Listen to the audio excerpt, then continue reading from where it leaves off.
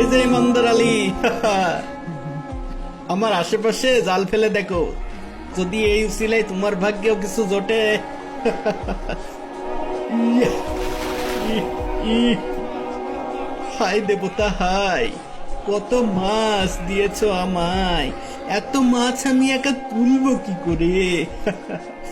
এই পিচ্ছি আয়, তাড়াতাড়ি হাত লাগা। দরদাসি মালিক। আহা, এ সৌভাগ্য আমি রাখি কোথায়? ইয়া আল্লাহ, হে সর্বশক্তিমান প্রভু, সকলের রিজিক তোমার হাতে, তুমি আমার রিজিকের ব্যবস্থা করে দাও। আমার হাতে সংসারের দায়িত্ব, আমার জালেও কিছু মাছের দেখা দাও। ইয়া, আজকে অনেক মাছ ধরা পড়েছে মনে হচ্ছে। সব খড়কুটো আর মাছ মাত্র দুটো। যাই হোক, আলহামদুলিল্লাহ, আজকে এই দুটো মাছ বিক্রি করে যে পয়সা হবে তা দিয়ে দিব্যি আজকের দিনটা চলে যাবে। হে আল্লাহ, আপনার প্রতি অসংখ্য শুকরিয়া। একদিন আল্লাহ নিশ্চয়ই আমার ইমানের পুরস্কার দিবে।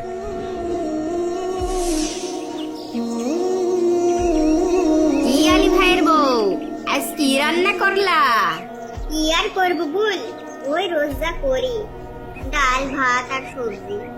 এইভাবে ঘাস ফুসার কতদিন? তোমার স্বামীকে কিছু করতে বলো। কি আর বলবো বল, সে তো চেষ্টা করেই, তার জালে মাছ না উঠলে আর কি করা। আর এদিকে দেখো, একই জায়গায় মাছ ধরেও আমার স্বামীর জালে কত মাছ ধরা পড়ে। ও আজও আমার জন্য নতুন কাপড় কিনে এনেছে।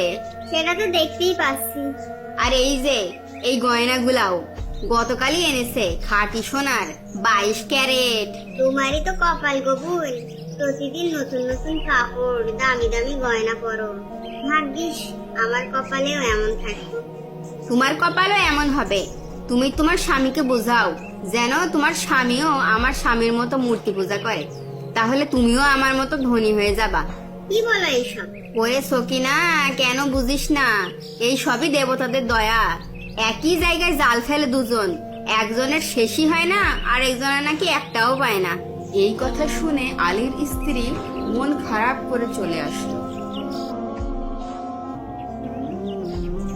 কই গো গিন্নি, কোথায় গেলে?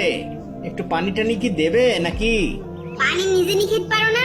কি বাদশার কাজ করে আসলো যে জনাবকে গিয়ে পানি দিতে হবে? মনে হয় আমি তার দাসী। কি গো, কি হলো আবার তোমার? মন খারাপ করে বসে আছো কেন? হয় আমাকে তালাক দিয়ে দাও, আর না হলে তুমি তোমার ভাইয়ের মতো মূর্তি উপাসনা করো। হে আল্লাহর বান্দি, তোমার কি আল্লাহকে ভয় হয় না? কিভাবে এমন কুফরি কথা বলো? দয়া করে বেশি কথা বাড়িও না, আমি আর এভাবে ফকিরের মতো জীবন যাপন করতে পারবো না। কি হয়েছে সেটা তো বলবে। তোমার ভাইয়ের বউকে দেখো, কত দামি দামি কাপড় পরে, অলংকার পরে, আর আমার কিছুই নেই। এইভাবে তিলে তিলে মরার জন্য তোমার সাথে আমার বাপ মা বিয়ে দিছিল। এখন ওকে বুঝিয়ে পারা যাবে না। আচ্ছা ঠিক আছে, তুমি চিন্তা করো না, কাল থেকে আর নদীতে মাছ ধরতে যাব না, বরং কোনো কারখানায় মজুরি করে হলেও তোমার জন্য প্রতিদিন কিছু টাকার ব্যবস্থা করে দেব, যাতে অন্তত তুমি তোমার শখ আহ্লাদ পূরণ করতে পারো। ঠিক আছে? ঠিক আছে, দেখি কি করতে পারো।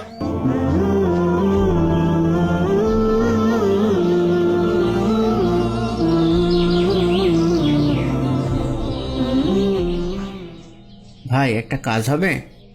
না না, হবে না।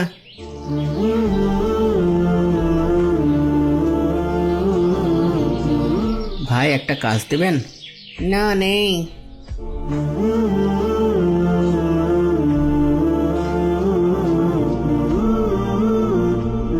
ভাই, একটা কাজ পাওয়া যাবে?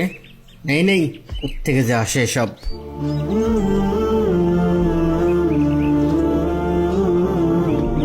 সারাদিন এদিক ওদিক তো অনেক ঘুরলাম, কত জনের কাছে গেলাম একটা কাজের জন্য। অন্তত একটা কাজ পেলেও তো বউয়ের কথা শোনা লাগতো না। এখন আমি কি করি? না, হতাশ হয়েও তো পারছি না।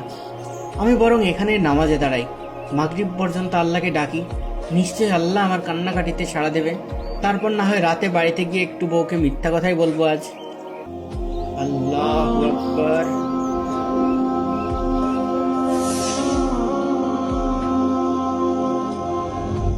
কোথায় ছিলা সারাদিন শুনি? বাদশার দরবারে ছিলাম। বাদশাহ আমাকে 30 দিনের জন্য রেখে দিয়েছেন। 30 দিন? হ্যাঁ, আর বেতনও একবারেই 30 দিন পরেই দেবে। কত বেতন দেবে বাদশাহ এই কাজের বিনিময়ে? আমার বাদশাহ বড়ই মেহেরবান, ওনার কাছে কোনো জিনিসের অভাব নেই। আমি যা চাইবো উনি তাই আমাকে দেবেন।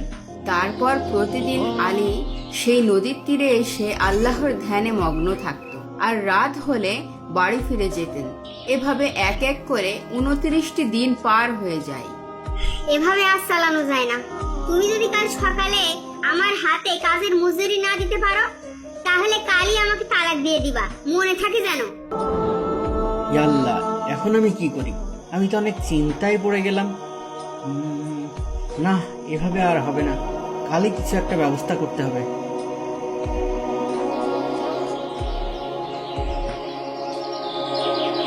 ইয়া আল্লাহ, আমাকে ক্ষমা করো। আজ এই বেধর্মের কাছে সাহায্য চেয়ে দেখি কোনো কাজ জোটাতে পারি কিনা। বেড়া মুসলমান, কি সেখানে? আপনার এখানে কাজ করতে চাই, আপনি কি আমাকে কাজে নেবেন? কি কাজ পারিস, হ্যাঁ, যে কাজে নেব? আপনি যে কাজ বলবেন আমি তাই করব। দয়া করে আমাকে একটা কাজের ব্যবস্থা করে দেন। আচ্ছা, যা, তোর কাজের ব্যবস্থা হবে। তবে এখানে কিন্তু কোনো খাওয়া দাওয়া পাবি না, শুধু কাজ করবি। যদি এই শর্তে রাজি থাকিস তবে কাজ পাবি। আমি রাজি, আমি রাজি। যেভাবে হোক আমার একটা কাজ দরকার। দিনে খাওয়ার পরিবর্তে না হয় রোজা রাখবো। আচ্ছা, যা ভিতরে। আর এদিকে একটি অপরিচিত ব্যক্তি তার খোঁজে তার বাড়িতে যায়। কেউ বাড়িতে আছেন? কে? আমি বাদশাহর কাছ থেকে আসছি। কাকে চান? আলী সাহেব কি বাড়িতে আছেন? না, আমি তার স্ত্রী। কোনো দরকার থাকলে আমাকে বলতে পারেন। আমাকে বাদশাহ পাঠিয়েছেন। এই নিন আপনার স্বামীর মজুরি 29টি স্বর্ণ মুদ্রা। আপনার স্বামী 29 দিন বাদশাহর কাছে কাজ করেছে, এরপর বাদশাহর কাজ ছেড়ে দেয়। যদি 30 দিন কাজ করতে পারতো তাহলে অনেক ভালো হতো আপনার স্বামীর, কিন্তু আফসোস, সে অন্য এক ইহুদির কাছে গিয়ে কাজ করছে। তারপর এই 29টি স্বর্ণমুদ্রা লোকটি তার স্ত্রীকে দিয়ে চলে গেল।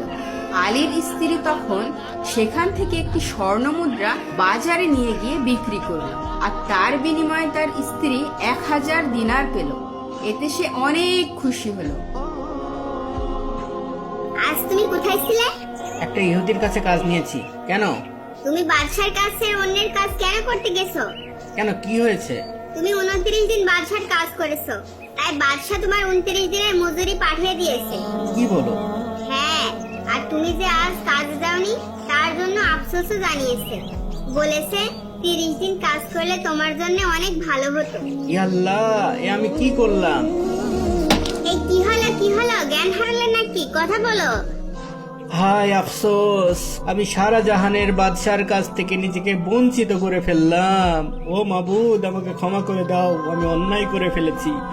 লা ইলাহা ইল্লা আনতা সুবহানাকা ইন্নী কুনতু মিনাজ জালিমিন। তারপর আলী তার সবকিছু ত্যাগ করে একটি বনে চলে যায় এবং সেখানে বাকি জীবনটা আল্লাহর ইবাদতে মগ্ন হয়ে কাটিয়ে দিলেন। কেমন লাগলো আমাদের আজকের গল্পটি? কমেন্টে জানাতে ভুলবেন না।